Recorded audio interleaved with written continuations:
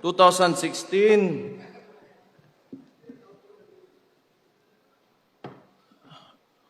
yung tatay ko, si former Rodrigo Roa Duterte, tumakbo, hindi yun utot ha, ng presidente. Nagsimula siya, may survey, 15 to 20%. Okay? Ngayon, lumabas siya sa kampanya at sinabi niya, dalawa lang ang plataforma niya.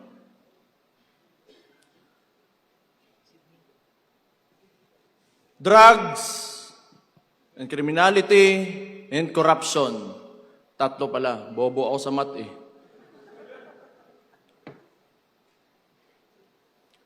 Noong panahon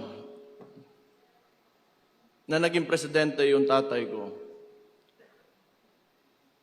hindi ko akalain na babanggain niya talaga yang tatlong pinakamalaking problema ng Pilipinas at nailagay siya ng Pilipino kasi alam nating lahat na yan talaga ang problema ng Pilipino kaya't hindi tayo umaangat. Kaya nailagay siya ng mga Pilipino bilang Pangulo ng Pilipinas. At anong ginawa niya? Inalis niya lahat yon at kung anong sinabi niya sa entablado, talagang ginawa niya. Kaya bumaba siya ang approval rating niya. Kung hindi 90, nasa 80, hindi bababa dyan.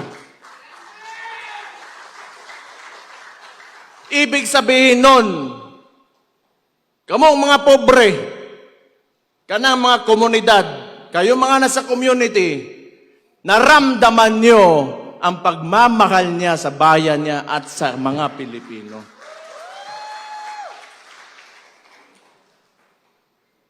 Ngayon, because my father, his core is a lawyer. He doesn't want to amend the Constitution, to change the laws or whatever, to extend these terms. Because he respects the Constitution. Ngayon, tatanungin ko kayo.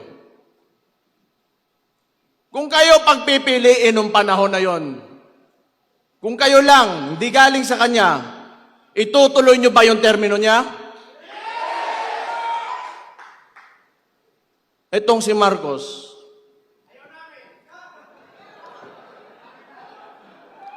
ganun buang na ni. Buang, adik, ingon pa sa iyang igsuon, bangag, sirayong puwet, diverculitis, kung ano-ano pinapasok siguro dyan. Ano achievement nito?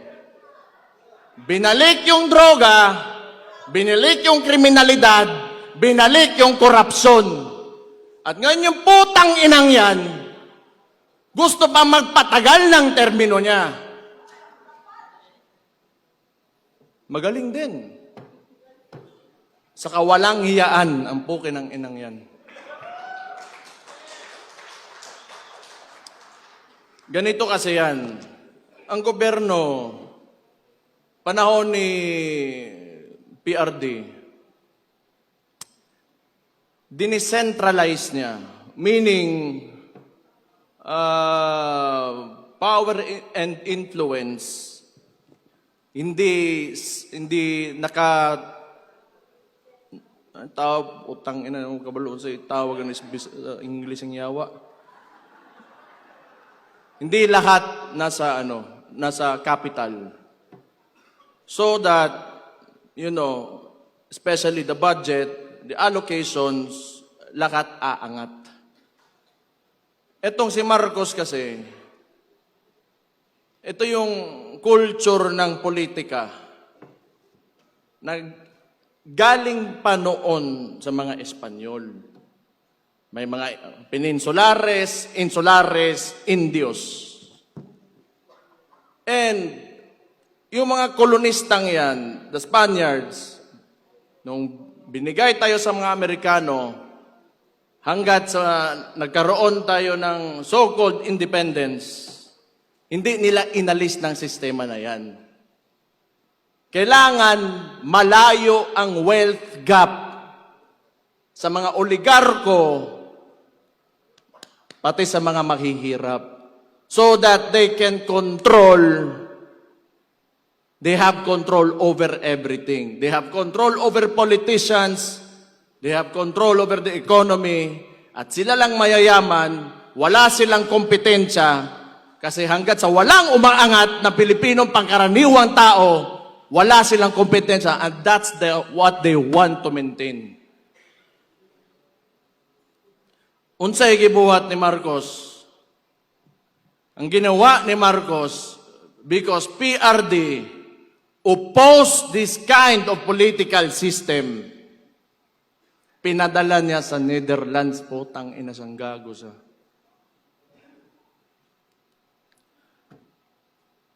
Mali and Niger had a joint statement that the ICC is an instrument of neo-colonial powers on the hands of imperialism. Tanawan ninyo, ano pang bumalik dito sa Pilipinas? EDCA sites. Kung kailan yung panahon ngayon, nagkakagulo, nagmamahal yung preso doon sa Gulf area, sa Middle East. And they want to bring war here in the Philippines. Nagtatayo ng mga military bases, and there's rumors that they want to put up a military base in the Davao region. For what? Who will benefit from war? Ito kasing si Marcos, they want us divided. That's why, yung independence ng Mindanao, do not subscribe to that, sinasabi ko sa inyo. Lahat tayo Pilipino. Bago pa dumating yung mga dayuhan dito sa Pilipinas, Pilipino na tayong lahat. Ito, kaya sinabi ko yan, nagbanggit ako ng Amerikano, sasabihin na naman nila, pro-China kami, pro-China ako. Tatanungin ko lang kayo, yung Scarborough Shoal na yan, it is documented in a cabinet meeting. Andun si Trillanes, si Ochoa, they were questioned by Enrile during the time of Aquino. Noong panahon ni PRD, may annexation ba? May expansion ba na nangyari sa China? Wala. And yet they accuse us. No. It's because si PRD wanted an independent foreign policy. That's why he was taken to the ICC.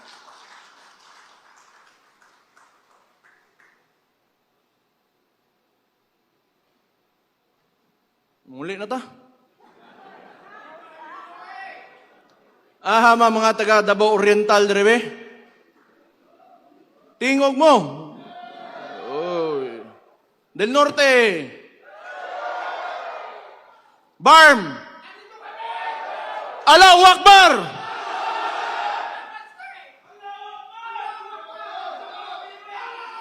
Davao del Sur. Uy, gibutang mo mas likod, luuya gud ninyo. Occidental. Usara ka buok. Di, bitaw. Ang sinasabi ko lang, si PRD kasi binangga talaga yung mga issues ng Pilipinas that have been encumbering us from, socio-economic growth. I do not know. Maybe, probably, these oligarchs do not want Filipinos to know.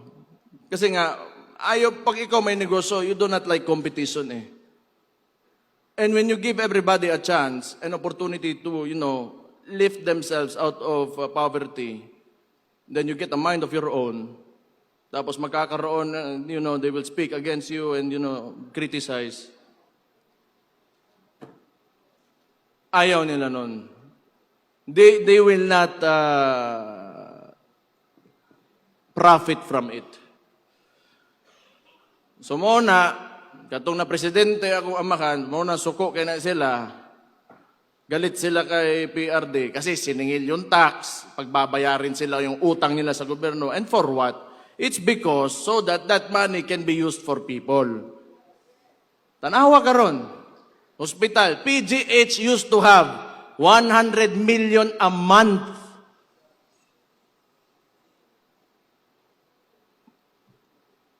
Nasaan ngayon? 60 billion, nakita nyo kanina. Kinuha sa PhilHealth. Minimum wage earner. Kung magkasakit ka, bibili mo ng gamot. Ano pambili mo ng bigas ngayon? Ano pang gastos mo sa eskwelahan ng anak mo? Saan mapupunta ang pobre na Pilipino if the government will not deliver the basic services that they deserve?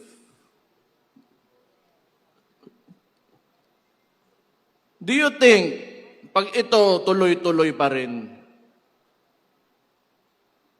may bansa pa tayo? Do you think na we will have, our children will live in a future where they can live comfortably?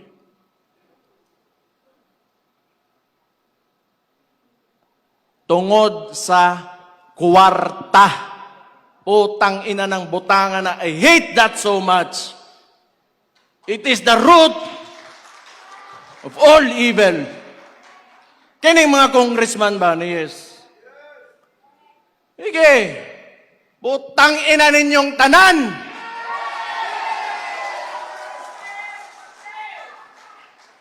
Kamo, musod mo politika. Papasok kayo ng politika. Para mangwarta lang. Kwarta lang. Bakit nandyan pa kayo? Bakit? You just want yourself to, you want everybody to see that you have a better house, a better car, you are richer than anyone else in your community? Yan lang?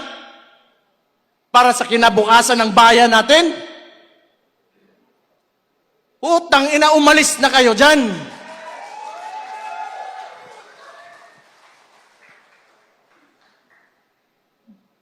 Utang ina ni mga tauhan ng yawa, yun.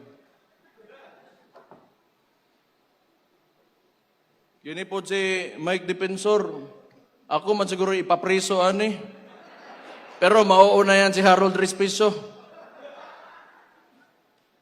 Ako I'm really sick and tired of politics. Noon pa naman yan, before I naging vice mayor ako. Isa pang binalik ng adik na pangulo na sabi ng kapatid niya, hindi, kailangan ko i-put into para sasabihin naman ni Matibag na, oy, sinabihan mo, adik, ikukulong ka, pusasan ka, pakyo ni mong buhanga ka.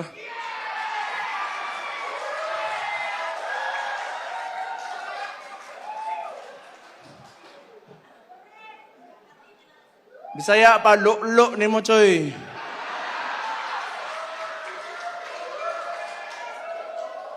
Tama si Mike. This is not even a silent martial law. It is martial law without declaring it formally. Ang dami nang nakukulong, may mga kaso, and for what? Because they opposed, the actions of the administration. Why? Is that so wrong? Kung ikaw, Presidente, that would be good information for you to fix your country. Because it could be right. It could be good for the country. Bakit ayaw mo ng oposisyon? Bakit ayaw mo na pagsabihan ka kung ano yung nangyayari sa lugar mo? Kasi baka kasama ka talaga sa nakaw. At ano sinabi? Hindi naman tayo magtataka. Lumabas na nga si Martin Romualdez. That was actually an admission that there are anomalies in the preparation of the budget. Ang sinabi niya lang, hindi siya ang mastermind. And who is higher than Martin Romualdez? Sino susunod? Sino pipirma ng budget? Ferdinand Bongbong Marcos Jr. Adik Bangag. Sabi ng kapatid niya,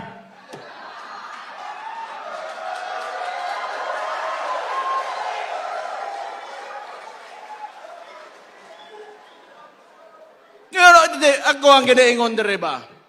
Ako ginaingon gani. Awa, nanaghan ang adik karon. Dumami ang adik.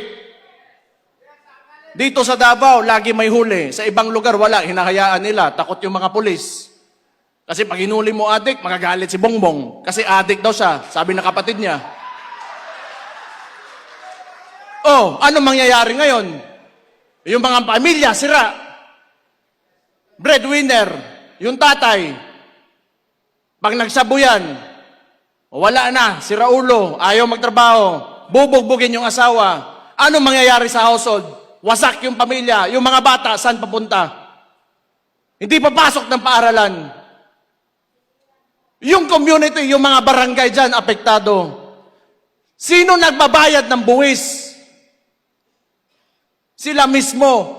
The driving force of our economy are the communities. Ang kapobrehon ay mong pasagdan na mabuang. Napatay chippy po yung muingon lang. Sasabihin niya lang, pampahaba lang ng oras sa trabaho ang putang inang drugs na yan. Tanawa unsa ka bangag ng presidentiya na, and you allow your chippy to say that without reprimanding him.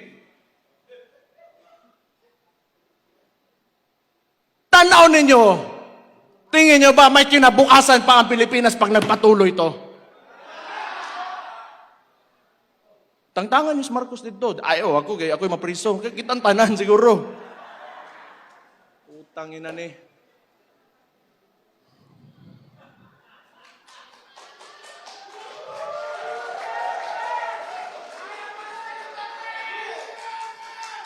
Kini ba? Yun sa impeachment. Balikon lang nako ani mga congressman. Ako, believe ako doon sa, how many do we have who said no? 25? Give a round of applause to those people.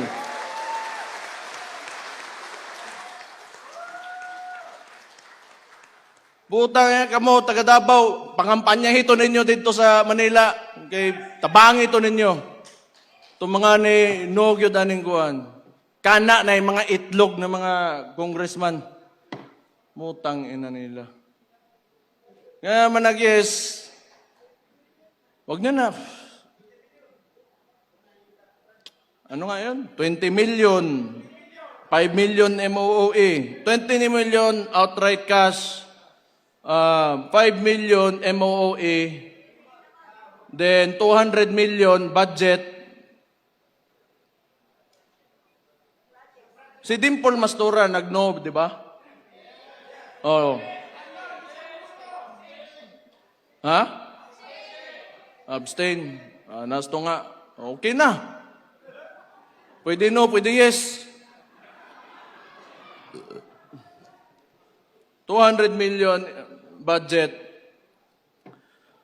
And, ito pang narinig ko, Constitutional Assembly to extend the term of the incumbent politicians. That means, including the congressman.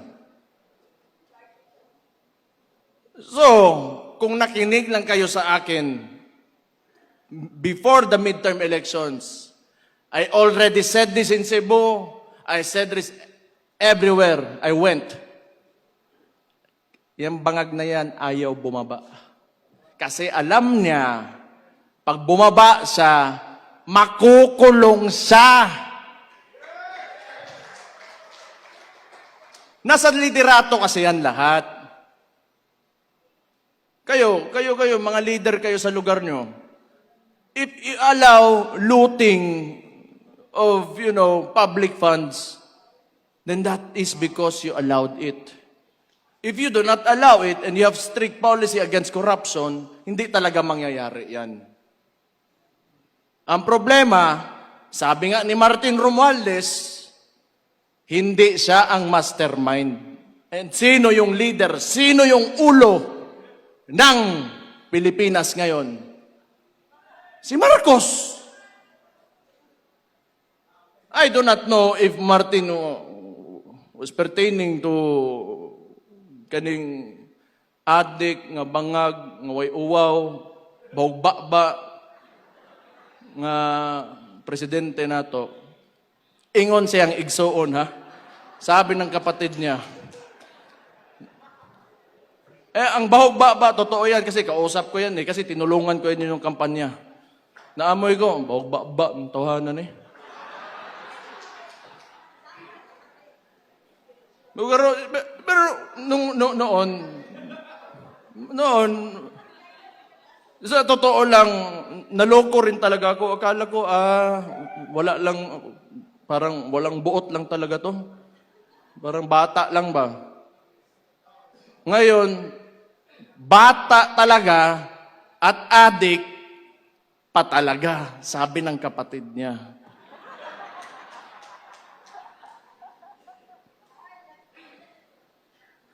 Pero, kapoy kayo si pangaway. Di, manggod, ganang ingani ba? Kita, daghan mo mong politiko dire, daghan siguro marami tayo mga aspiring politicians dito. Kailangan nyo magsakripisyo. Kailangan ninyo buhian ang inyong attachment to material needs, money and material needs. Attachment to power, attachment to... kasi hindi talaga aangat yung bansa natin if we go into politics para lang sa sarili natin. Okay lang, o gihatag ibigay ng Diyos sa iyo, ihatag sa Ginoo sa imuha, nga musaka kasi imong kinabuhi in whatever way. Maayo, og naa, maayo, og wala, okay rabod. Pero do not ever forget the people around you that voted for you.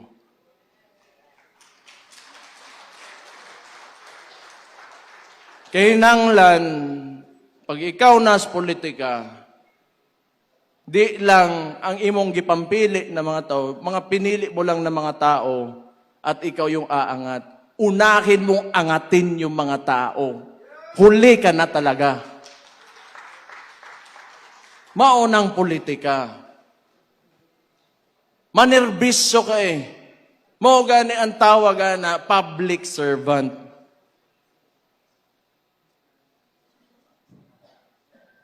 Ako, honestly, kapoy naman ko. Kapoy na ko ba? Kung naay mo pilde sa ko address Davao, di okay. But pasabot, mas maayo na siya nga taon ako. Kay, I do not want to work in government for a president na ganito.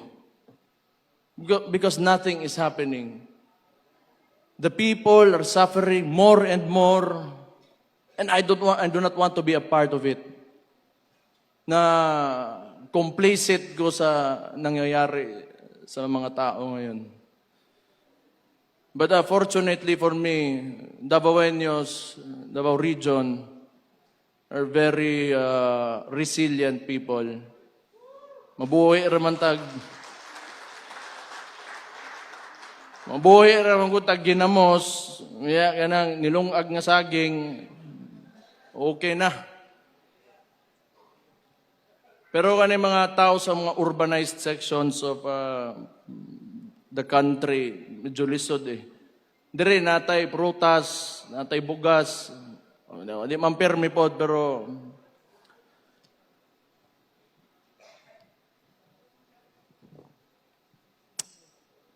huna-hunaan ninyo. You should think about it. We have to do more. We have to do more. We have to push harder. We cannot allow this administration to go beyond 2028.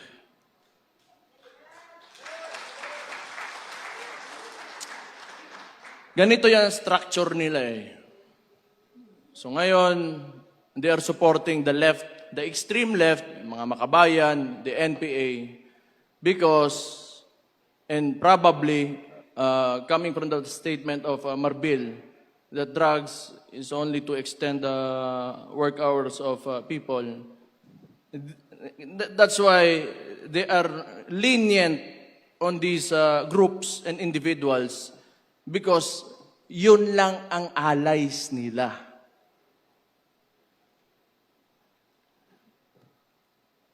Lahat nga talaga na inayos ng previous administration by PRRD, binalik talaga ni Marcos.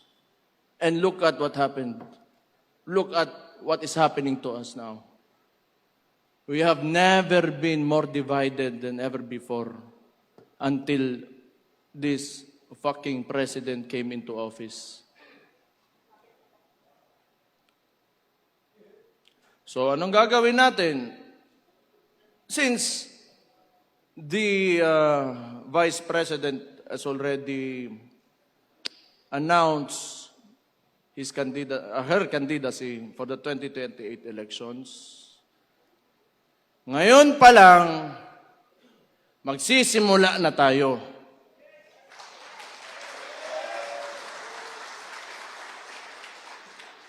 Pero sana nga, hindi aabot ng 2028 eh.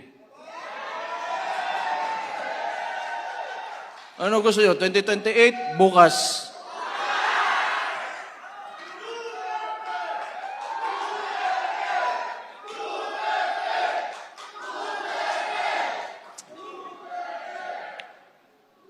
Kana, ginas inyo hagyod. Tanaw ninyo, ako'y pangutan na sa inyo, kita mga kabisayaan ba? Kung nang Malacanang dire, humana ni ugma, no?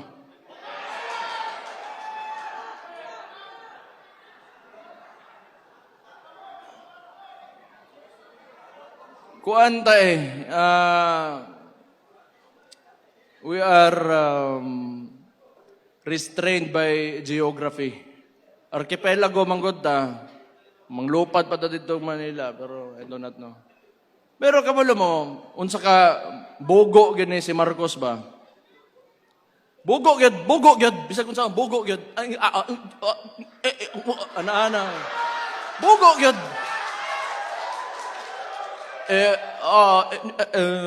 Wala tayong magagawa. Oh. Pag may nangyari, wala tayong magagawa. Kaya natin panyo. Limpyo tayo ng white powder dire. Usa ba chinchanso? Ilong.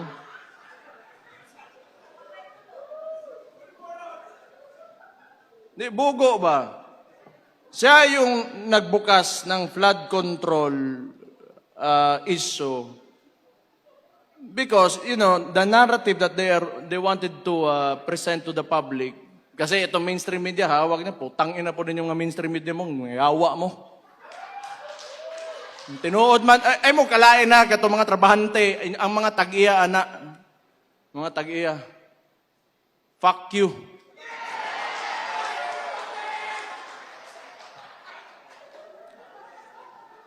So they wanted to, form this narrative that Marcos, Bongbong Marcos, is the savior. So, PowerPoint pa, nga murag kinsang maestro ang gago. Oh, these are the contractors that, had ghost projects.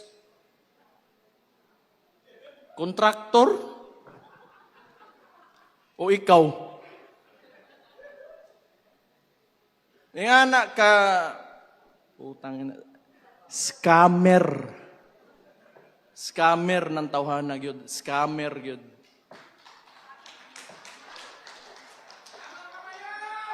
Hindi, kita nyo naman. Magkasama sila ng kapatid ko, ng Vice President. Ito lang yung, I want to put out this argument ba. They started destroying the reputation of the Vice President with the 125 million confidential funds. But how much have we lost? How much money have we lost in the flood control projects? More or less $2 billion. And now they want to impeach the Vice President? Sige, sabihin na natin na totoo yan dalawa. Just to be objective about the issue. 2 billion against 125 million, who will you impeach first? Putang ina ng gago. Anyway, optics kasi yan. And when 120 billion wasn't enough, ginawa na nilang 6 billion, they added more figures to it. Yan, gago na mainstream media yan. Yan yung ilalabas nila. So that people, they want to influence the people. Because mainstream media is stitched with pop culture. And people do not, are used to looking at mainstream media and pop culture. Kaya yung tao, nagugoyo ng administrasyon na to kasi hawak nila yung media eh. So anyway, alam ko naman, isa-splice pa rin nila yung sasabihin ko. But again, fuck you.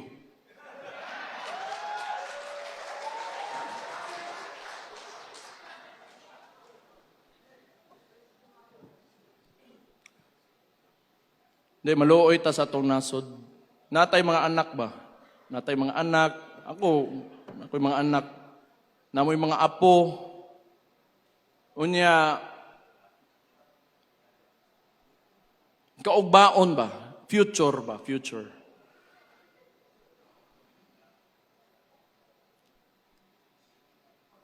Hindi, ayoko yung mga anak ko na maglalakad. If they had to walk, around the city or out on the streets and they get mugged, hold upin sila. Or maybe some people will entice them to do drugs with them. Job opportunities are scarce. Wala silang papupuntahan. May natapos pero walang trabaho. Because of mismanagement of this current government. So ang tingin ko, 2028 man talaga ang... It really depends on how you would approach the situation. If we see a lot of people, who want to, take Marcos out of office, then that could happen. But if not, there is 2028. So kaya sinasabi ko, we should start now because we are facing an administration that will use all the money that you paid as taxes in this government against BP Inday Sara Duterte. That is what happened in Congress and probably, I do not know with the Senate, pero kaning mga senator, I think kailangan na to palakpakan nga ni Kapulit agwa. So your support to these senators means a lot. You know, whatever you can, social media lang talaga tayo, hanggang social media lang talaga tayo eh. Yung mainstream media, fuck you again. Just wholeheartedly put out your support for these senators, and it will mean a lot to them.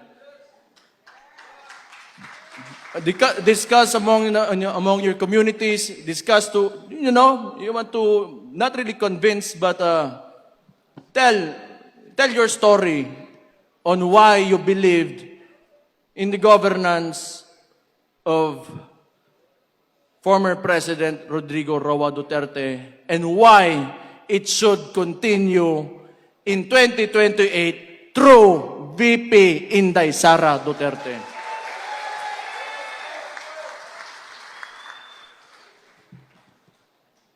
Mag-uulta sa atong kaugmaon, good. Sayang, manggod. Sayang. You know, everywhere I go, kahit tanongin nyo, taxi driver, mas nindot yun ang panahon ka ni Adto. Mas nindot yun. Ang maestra, sakaan ng sweldo. Police, military, sakaan ng sweldo. Okay, mana. Kinanglan ng good. Kailangan talaga sa government, you have to, increase salary. Para dili mangurakot. No, mana kay I do not know. Wala, I cannot. I am not in the position to speculate on that. But that's what I think. Kung kapoy na kayo nga sige antos og tiis ka ng tiis, living in a country where people in government and in politics only want money. Hustle na kayo na. So, note lang, we will see. 2028, taon na to, unsay mahitabo.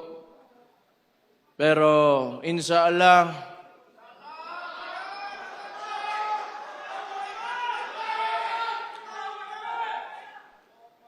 dili mismo, butang dalang ato ang kandidato, si Inday Sara Duterte, pero ang Pilipinas, mauli sa mga Pilipino.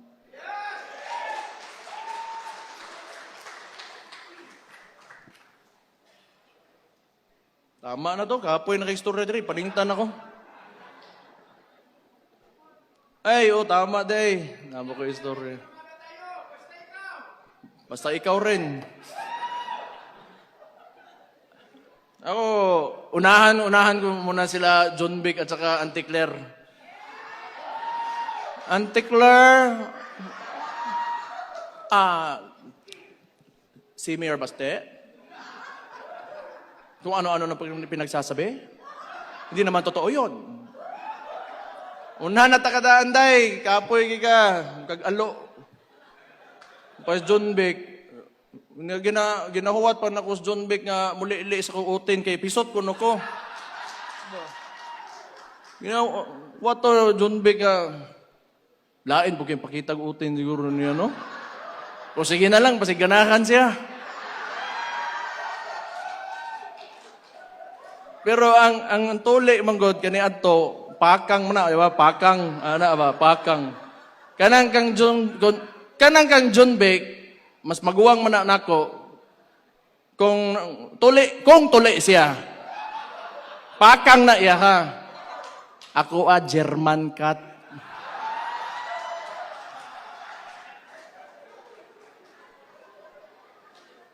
Yawa, basta DILG secretary, moro na mo ingnon, unsa mo ka eh.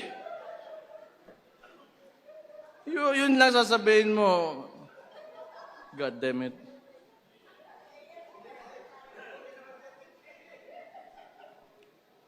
Nawala na yung usapang drug test eh, so penis test na yung susunod. Kung support o hindi. Bitaw. Actually, lahat ng nakawan na yan, ginagawa nila yung diversionary tactic, yung impeachment kasi talaga, so that they can continue to loot the money of the people, taxes that you pay. So, tayo ko anana. Ano man, mag-rally ta? Tanaw ninyo. Ha? Kay ingon man si Kong Leon Libiste, magpadala daw siya barko. Papadala daw siyang barko.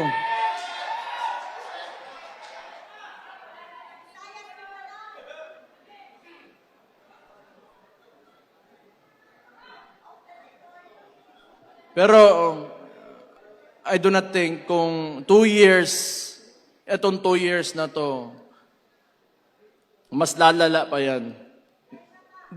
Itong nangyayari na mga kadali langgod sa mga eh. Yung ginagawa ng administration weaponizing the bureaucracies and the departments of the administration, the government, mag-i-intensify pa yan. I told you. Tingnan nyo anong nangyari sa Senate. Tingnan nyo yung nangyari sa Senate. Nagputukan. Kaya gusto na naman nila kunin si Bato, ipadala doon sa ICC. Nalungkot ako. At the same time, medyo masaya rin kasi may kasama na yung tatay ko doon if ever that will happen. Yeah, it's a bad joke. It's a bad joke. But, you know, nga na, gano'n, kaya itong administrasyon na to, it's not in its right mind. Wala talaga yan. Addict talaga, sabi ng kapatid niya. Addict talaga. And they are working with LP because si Lam, that's why LAM, Lisa Araneta Marcos, Aranetas are relatives of the Rojases. They are LP. Actually, walang makinarya yan si Marcos alone. The ones who are moving for Marcos and at the same time, tinitira din siya, are the Liberal Party. Kasi wala siyang makinarya eh. Tapos, parang ang sitwasyon ngayon, may Marcos, tayo, mga DDS, and the LP, they want to eliminate ang DDS muna. So they want to impeach VP Inday Sara. Tapos ngayon, gusto nila sa finals, sila yung maglalaban. Yan yung sitwasyon dyan. Pero wala. Di nila tayo kaya.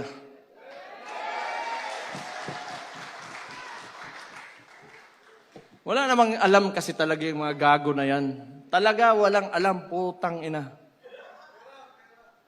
Kasi nga, sinabi ko, tulad ng Scarborough Shoal, you know, yung mga left na yan, sila man nasasabi, China, o sino ba? Trillanes, LP. Saan naman nag-backdoor nun? Kinesyon sa nga ni Enrile. Putang ina. EJK. O, kani ha? EJK. They want to, you know, convict ni akong amahan because of the allegations of EJK. O, kani LP niya. Kanang Tarlac, sa mga kuwang ko na, relatives na sa mga Aquino. Ang Hacienda Luisita. Oh. Kuwang ko day. Diba mo, ibutang ninyo ang tao dito sa Netherlands, sa ICC. Because he fought against drugs that destroys communities. And yet these people are silent about Hacienda Luisita, who wanted land reform, who wanted their land back. Unsa ka ipokrito ni mga tawhanan ni. Oo, kasabot gyud ana nila. Nga sige sila balik-balik og EJK. Tanawa karon bumalik si Mabilog, bumalik si De Lima, and they are alleged narco-politicians. Nidaog pag yung tong nagpapusil-pusil bitaw diri siyang bukton. Kerwin. Yawa na mayor pambuang, no? Kuya, usad ba? Tagigit. Wala yun. Bumalik talaga lahat ng problema na nawala na sana. So, anyway, wala naman din talaga ako sasabihin. I just want to thank you for all of you for spending your time here. I just want to tell you, like, we should think about the future. We should think about our children, your grandchildren. We should aim for a better country, much better than this one, a lot better than this one. O gihatag untas Ginoo, inshallah. So, to end this, tayo ay kikilos na para kay VP Inday Sara Duterte. Tayo lahat nandito dahil hindi tayo susuko. At hindi natin tatanggapin ang ginagawa ng administrasyon ngayon. So sisimulan na natin ngayon pa lang na mailagay natin si VP Inday Sara Duterte sa 2028 bilang Pangulo ng Pilipinas. Mabuhay ang Pilipinas! Mabuhay ang Pilipinas! Allahu Akbar! Maraming salamat ug maayong hapon sa inyong tanan.